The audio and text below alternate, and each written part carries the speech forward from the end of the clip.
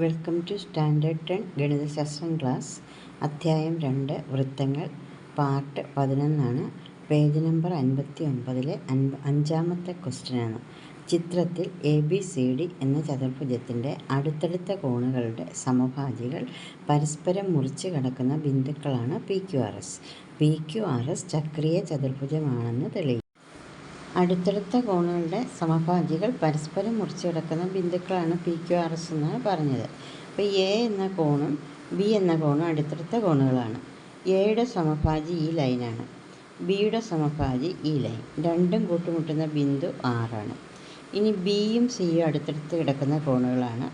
ബിയുടെ സമഭാജി ഇതും സിയുടെ സമഭാജി ഇതും. അത് രണ്ടും കൂട്ടുമുട്ടുന്ന ബിന്ദുവാണ് Q. CD എന്ന അടുത്തടുത്ത കോണുകളുടെ സമഭാജികൾ ഈ സമഭാജിയും കൂട്ടിമുട്ടുന്ന ബിന്ദുവാണ് P. Dയും Aയും അടുത്തടുത്ത് കിടക്കുന്ന കോണുകളാണ്. അവയുടെ സമഭാജികൾ കൂട്ടിമുട്ടുന്ന ബിന്ദുവാണ് S.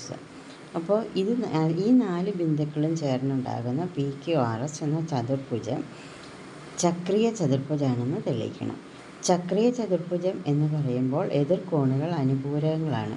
എതിർകോണുകളുടെ തുക 180 ഡിഗ്രി ആയിരിക്കും. കോൺ P പ്ലസ് കോൺ R സമം 180 എന്ന് തെളിയിക്കണം. അല്ലെങ്കിൽ കോൺ S സമം കോൺ Q 180 എന്ന് തെളിയിക്കണം. ഏതെങ്കിലും ഒരു ജോഡിയുടെ തുക 180 എന്ന് തെളിയിച്ചാൽ മതി.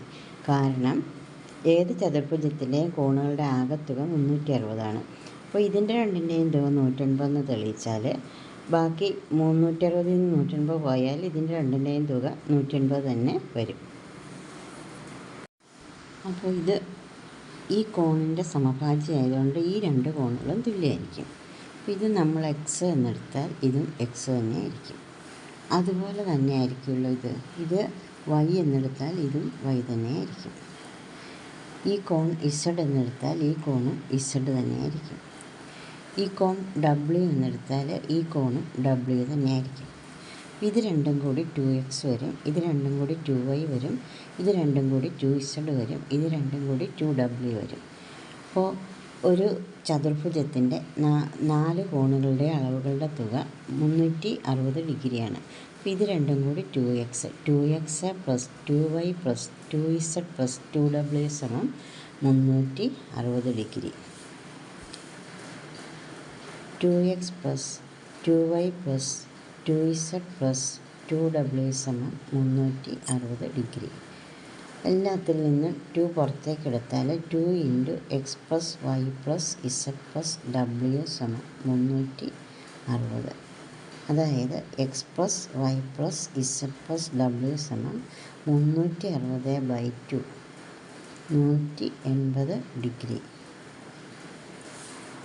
ഇനി ഈ ത്രികോണം DPC നോക്കുക. ഒരു ത്രികോണത്തിലെ കോണുകളുടെ അളവുകളുടെ തുക 180 ഡിഗ്രി. അതായത് ഈ കോൺ W, ഈ കോൺ Z, ഈ കോൺ DPC. ഇത് മൂന്നും കൂടി കൂട്ടിയാൽ 180 കിട്ടുന്നു. അതായത് ഈ കോൺ P അല്ലെങ്കിൽ കോൺ DPC എന്ന് പറയുന്നത് എത്രയായിരിക്കും? 180 minus of W plus Z. ത്രികോണം DPCയിൽ കോൺ P സമം 180 minus of W plus Z. ഇനി ഈ കോൺ R വരുന്ന ത്രികോണം നോക്കുക. ഈ കോണിലും ഈ 3 കോണുകളുടെ അളവുകളുടെ തുക എക്സ് പ്ലസ് വൈ പ്ലസ് കോൺ R സമം 180 ഡിഗ്രി. അപ്പോൾ കോൺ R എന്ന് പറയുന്നത് എന്ത് വരും? 180 minus of X plus Y.